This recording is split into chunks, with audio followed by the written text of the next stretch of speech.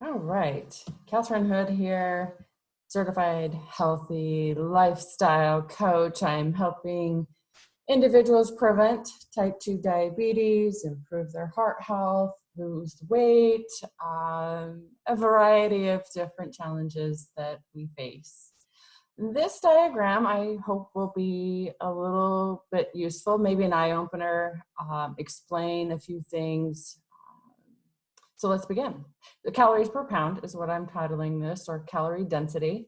But understanding this concept is critical for those that are overweight or obese or wanting to improve their heart health, or maybe just losing weight to prevent type 2 diabetes. Or maybe you already are a type 2 diabetic and we're trying to reverse that. So this concept might help. Let's begin. Now, to be clear, I don't have my clients count calories or measure or weigh things necessarily. We use kind of an easy way of portioning, but this diagram does help. I believe it's very helpful in understanding how many calories are in a given food. And it also helps with making better choices and understanding what we do put in our body, what we fuel our body with, because food is fuel. As soon as you can embrace that concept that 90% of the time what you put in your body is just fuel and not wrapped around what the texture is or the flavor or the color, or the sooner you realize that food is actually fuel, the faster you will get results and the better you'll feel about making choices every day and what you put in your body.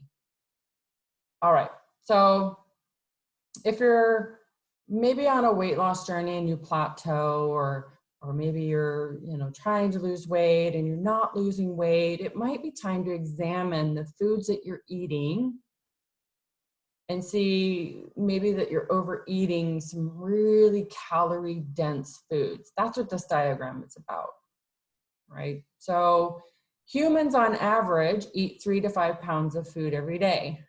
Seems kind of strange, right? But that kind of sets the stage on what I'm going to explain here in this diagram. But we're going to use an example of a man 5'10" tall that weighs 240 pounds at age 50. To explain a little bit, his body mass index is 35, which in the world of nutrition, he's categorized as obese. So he's at risk for many issues, many health issues, not to mention joint pain, froggy brain. He's probably really lethargic, really tired all the time.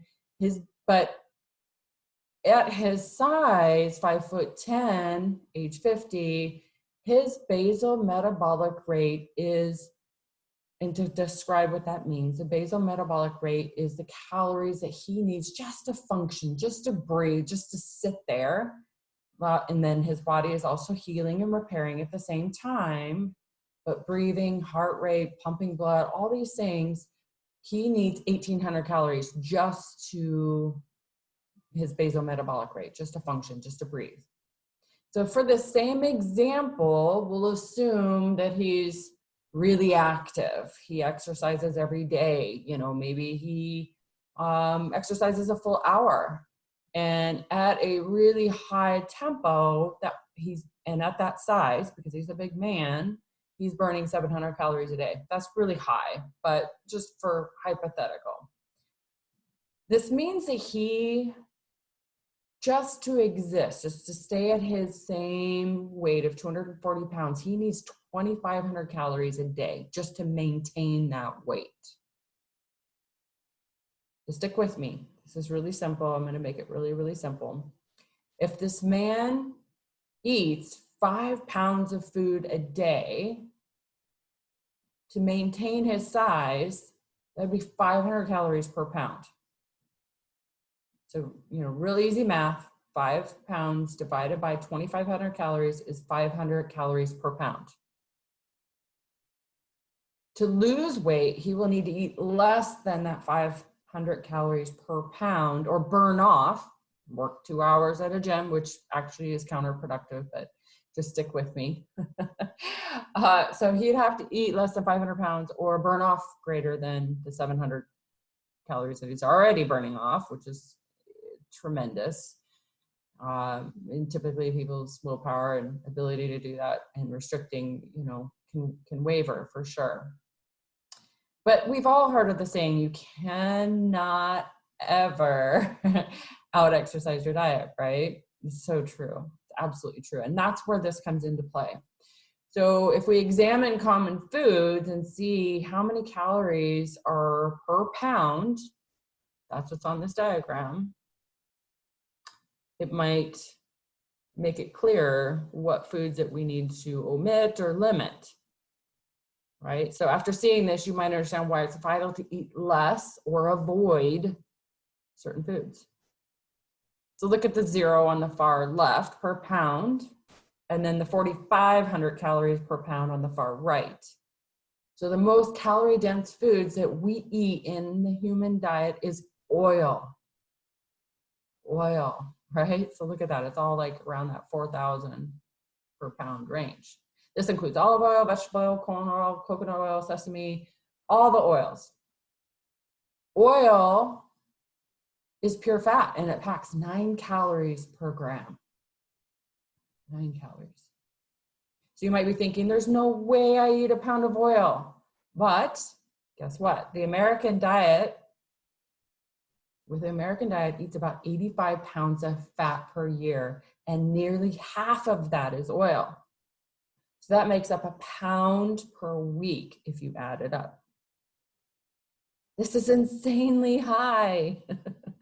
The density of oil is one important reason why we avoid it. Oil should be avoided at all costs if your goal is to reverse heart disease and you're trying to lose weight. So stop using oil. If you use any at all so it doesn't stick to the pan, maybe it's just a coconut oil that you spray very, very lightly. So the next most dense calorie dense food is butter. It's all fat. It's high in saturated fat and cholesterol. Butter packs a massive 2,800 calories per pound. Get rid of the butter. So the next one is nuts and seeds, which actually is the same as butter, right? Now, nuts and seeds do have unsaturated fats and some omega-3 fatty acids, but the ones that are roasted, that's deep fried. That's slang for deep fried. So this oil, so it's probably greater than 2,800. But they pack a calorie punch, huge. This is why nuts and seeds are severely limited on the recommendation of 1.5 ounces maximum per day once, and maybe just a few times a week. Seeds and nuts are sneaking into our foods. They're going on our bars, our cereals, our salads. Think about nut butter, and they're also adding them to bread. Right? They're saying, oh, nuts and seeds are healthy. Throw it on everything. You want to look at the ingredients in peanut butter. Well, first we have nuts, then we have oil. That additional oil in the peanut butter, well, it's what they use because food companies are cheap and it gives a better taste and it's, the shelf life, and then you don't have to stir it. But then the third ingredient is typically sugar. And guess what? Look at the bar. Sugar is the next most calorie dense food. Pure sugar will come out to 1,800 calories per pound.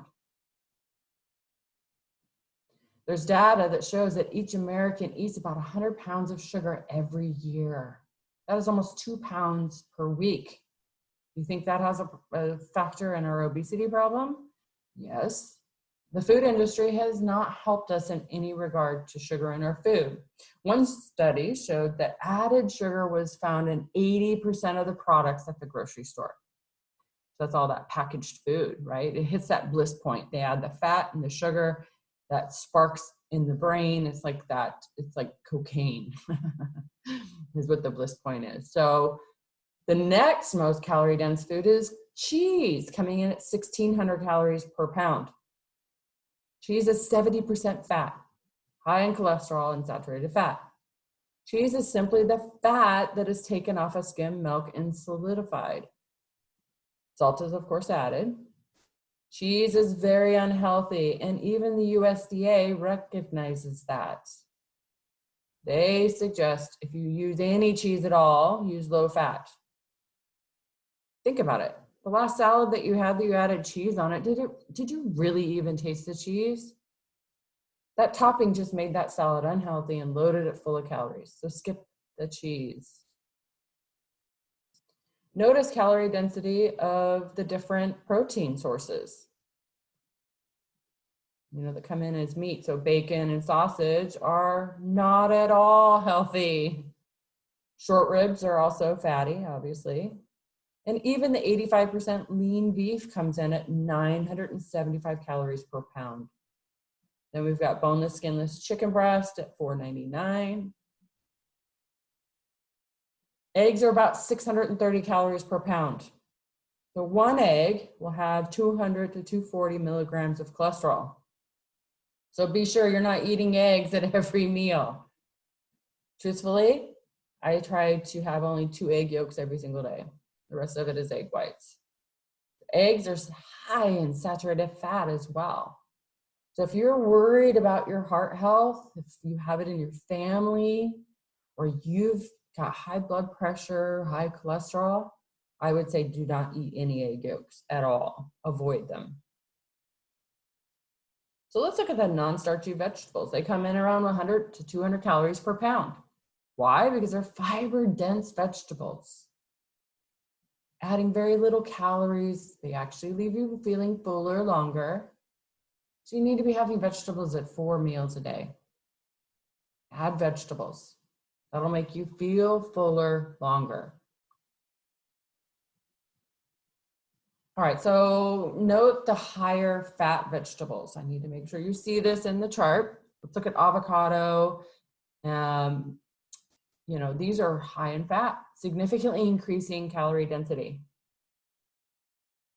So overeating an avocado can make it challenging to keep your weight in a healthy range, right? I know that avocado is a healthy fat, but a serving, truthfully, is just a quarter a day. And are you even going to taste that? Are you going to enjoy a quarter of an avocado? I mean, these things are expensive, and most likely you're not going to eat an avocado over 4 days and it still be in good shape. You're going to end up throwing part of it away. I know you will. So now let's look back at that example of the man. So where should he get the majority of his food, right? So 500 calories per pound. What foods can you load up more on? What foods can you omit? What foods can you avoid? So this kind of helps. Now, paired with the blood sugar talk, there are some foods on this chart that really spike your blood sugars up. So it's not suggesting that you eat these foods.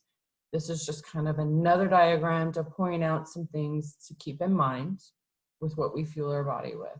So I hope that you found this useful, helpful. I'd love to get your feedback, your comments. Give this video a thumbs up if you would as well. And I thank you for tuning in.